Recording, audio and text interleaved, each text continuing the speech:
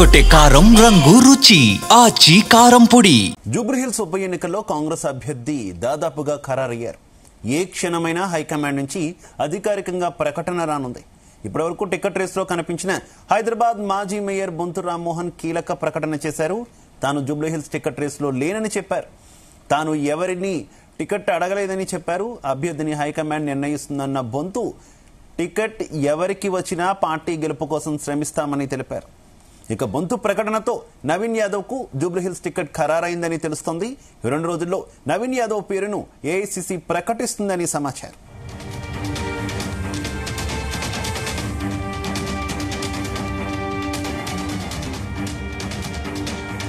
ఇదే అంశానికి సంబంధించి మరింత సమాచారం మా కరెస్పాండెంట్ వినోద్ అందిస్తారు.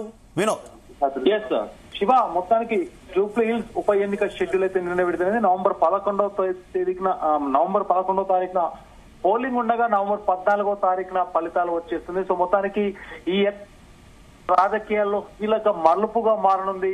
కాంగ్రెస్ గెలిస్తే కొత్త ప్రభుత్వ పనితీరుపై ప్రజల్లో నమ్మకం పెరిగినట్లయితే క్లియర్ గా స్పష్టంగా అర్థమవుతుంది. ఒకవేళ బీఆర్ఎస్ పార్టీ కనుక గెలిస్తే ప్రతిపక్షం ఇంకా బలంగా ఉన్నట్టు కూడా అర్థమవుతుంది. సో ఏదన్నా కొత్త ప్రభుత్వానికి అయితే సవాల్గా నిలిచింది. ఈ ఎలక్షన్స్ మాత్రం కొత్త ప్రభుత్వానికి ఒక సవాల్గా నిలుస్తుందని సూచిస్తుంది. ఫలితంగా జిహెచ్ఎంసీ ఎన్నికలకు అలాగే రాష్ట్ర రాజకీయ సమీకరణలకు కూడా ఒక కొత్త దిశనైతే చూపనుంది. హైదరాబాద్ జూబ్లీహిల్స్ నియోజకవర్గ ఉప ఎన్నిక ప్రకటన వెలువడిన వెంటనే రాష్ట్ర రాజకీయ వాతావరణం ఇంకాస్త హీట్ ఎక్కింది. నవంబర్ 11న జరగబోయే ఈ పోరు కేవలం ఒక్క సీటు కోసమే అయినప్పటికీ తెలంగాణ రాష్ట్ర రాజకీయాల దిశను ప్రభావితం చేసేటువంటి స్థాయిలో ప్రాధాన్యత సంతరించుకుంది. ముఖ్యంగా అధికార పార్టీ అంటే కాంగ్రెస్ పార్టీకి ప్రధాన ప్రతిపక్షమైనటువంటి బీఆర్ఎస్ పార్టీకి డెఫినెట్ గా ఇది ఒక అగ్ని పరీక్షను మనం చెప్పుకోవచ్చు. అలాగే ఈ ఉప ఎన్నిక ద్వారా ప్రజలు తమ అభిప్రాయాన్ని వెల్లడించే అవకాశం కూడా దొరికింది.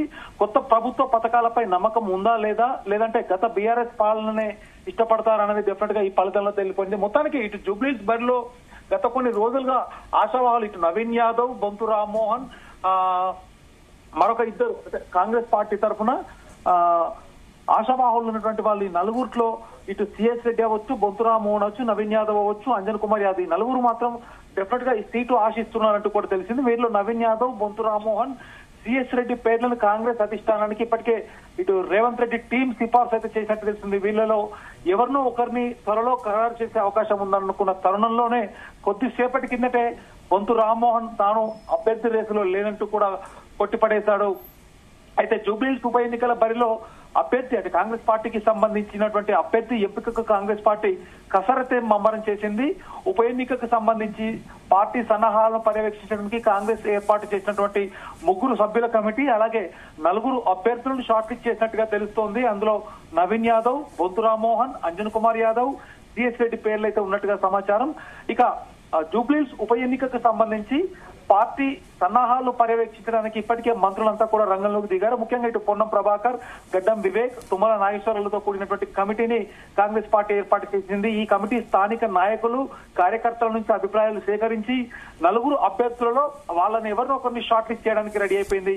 ఇదే నివేదికను తెలంగాణ కాంగ్రెస్ వ్యవహారాల ఇన్ఛార్జ్ మీనాక్షి నటరాజన్ అలాగే టీపీసీసీ చీఫ్ మహేష్ కుమార్ గౌడ్ కి సమర్పించారు. అయితే సీఎం రేవంత్ రెడ్డి, మహేష్ కుమార్ గౌడ్, మీనాక్షి నటరాజన్ ఇందులో 3 పేర్లను ఎంపిక చేసి తుది ఎంపిక కోసం కాంగ్రెస్ హైకమాండ్ కు పంపినట్టుగా అయితే తెలుస్తోంది.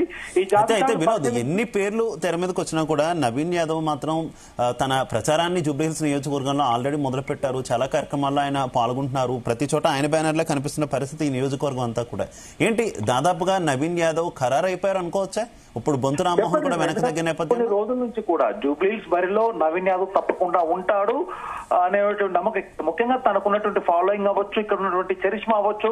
మొత్తానికి ఎప్పుడైతే ఉప ఎన్నిక అనుకున్నటువంటి టైం నుంచి మనం చూస్తున్నట్టయితే ఎక్కడ చూసినా కూడా నవీన్ కుమార్ యాదవ్ కి సంబంధించినటువంటి ఫ్లెక్సీలు అవ్వచ్చు, లేదంటే రీసెంట్ గా జరిగినటువంటి దసరా పండుగకి సంబంధించినటువంటి శుభాకాంక్షలతో కూడినటువంటి ఫ్లెక్సీలు ఎక్కడ చూసినా కూడా జూబ్లీహిల్స్ నియోజకవర్గం అంతా కూడా భారీ కంటే భారీ కటౌట్లు, భారీ ఫ్లెక్సీలతో కూడా రూపుదిద్దుకుంది. ఇదే తరుణంలో కొద్దిసేపటి కిందటే బీఆర్ఎస్ ఎప్పుడైతే మనకి అంటే బీఆర్ఎస్ పార్టీ అభ్యర్థిగా అంటే మాగంటి గోపీనాథ్ సదీమణి పేరును అయితే వాళ్ళు ఎప్పుడైతే కన్ఫర్మ్ చేశారో, కన్ఫర్మ్ చేసిన తర్వాత ఇటు కాంగ్రెస్ పార్టీ నుంచి కూడా ఇంతమంది ఉన్నా కూడా డెఫినెట్ గా నవీన్ యాదవే ఇంకా జూబ్లీ కాంగ్రెస్ అభ్యర్థి అనుకున్నటువంటి ఎవరి కాళ్ళు ఫిక్స్ అయిపోయిన తరుణంలో కూడా కాంగ్రెస్ పార్టీ టికెట్ అఫీషియల్ గా ఎవరికి ఇస్తారంటూ కూడా కొంత ఉత్కంఠ అయితే నెలకొల్పింది. మొత్తానికి బొంతు రామ్మోహన్ కూడా కొద్దిసేపటి కిందట కీలక వ్యాఖ్యలు చేశారు.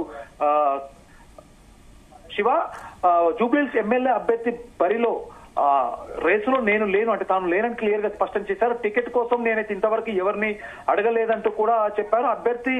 అభ్యర్థిని హైకమాండ్ నిర్ణయిస్తుందంటూ కూడా పేర్కొన్నారు. ఎవరైనా సరే జూబ్లీహిల్స్ ఉప ఎన్నికల్లో కాంగ్రెస్ పార్టీ గెలుపు కోసం ఎవరిని నిల్చోబెట్టినా కూడా డెఫినెట్ గా గెలుపు కోసం పనిచేస్తామంటూ వెల్లడించారు. సో నవీన్ యాదవ్ చేసినటువంటి బొంతు రామ్మోహన్ చేసినటువంటి వ్యాఖ్యలు కొద్దిసేపటి కిందట వైరల్. సో ఇండైరెక్ట్ గా మనం ఆలోచిస్తున్నట్టయితే డెఫినెట్ గా నవీన్ యాదవ్ కు లైన్ క్లియర్ అయినట్టుగా మనం క్లియర్ గా చెప్పుకోవచ్చు. కాంగ్రెస్ పార్టీ నుంచి నవీన్ యాదవ్ ఇంకా కన్ఫర్మ్ అనుకున్న తరుణంలో హైదరాబాద్ జిల్లాలో ఉన్నటువంటి జూబ్లీహిల్స్ అంటే ఇప్పటికే జూబ్లీహిల్స్ నియోజకవర్గానికి సంబంధించినటువంటి ఉప ఎన్నిక అయితే షెడ్యూల్ విడుదలైంది. నవంబర్ 11వ తారీఖున పోలింగ్ నిర్వహిస్తారు. 14వ తారీఖున కౌంటింగ్ చేపట్టే ఫలితాన్ని ప్రకటిస్తారు. జూబ్లీహిల్స్ ఎన్నికకు సంబంధించి నోటిఫికేషన్ ఈ నెల 13వ తారీఖున అంటే మొత్తానికి ఎప్పుడైతే నోటిఫికేషన్ కానీ నామినేషన్ల స్వీకరణ కానీ ప్రారంభమవుతుందో కాంగ్రెస్ అభ్యర్థులు నవీన్ యాదవ్ ఇంకా కన్ఫామ్ అనుకున్నటువంటి తరుణంలో తనకున్నటువంటి ఫాలోవర్స్ అవ్వచ్చు, అభిమానులు అవ్వచ్చు, సగటు ఓటర్ కూడా నవీన్ యాదవ్ ఉన్నటువంటి ఫాలోవర్ దృష్టిలో పెట్టుకుని సంతోషం కూడా వ్యక్తం చేస్తున్నారు. సో మొత్తానికి మనం చెప్పుకోవచ్చు డెఫినెట్ గా ఇది నవీన్ యాదవ్, మరోపక్క మాగంటి గోపీనాథ్ సతీమైనటువంటి సునీత, ఇద్దరి మధ్యలో పోటీ భారీగా ఉంటుంది. మరొక పక్క ఇంకా బీజేపీ అభ్యర్థి అయితే ఫైనల్ చేయలేదు. సో ఇవాళ లేదా రేపు ఇప్పటికే బీజేపీ నుంచి కూడా అభ్యర్థిని ప్రకటించే ఆలోచనలో ఉన్నారు. తెరకొట్టే కారం రంగు రుచి ఆచి కారం పొడి.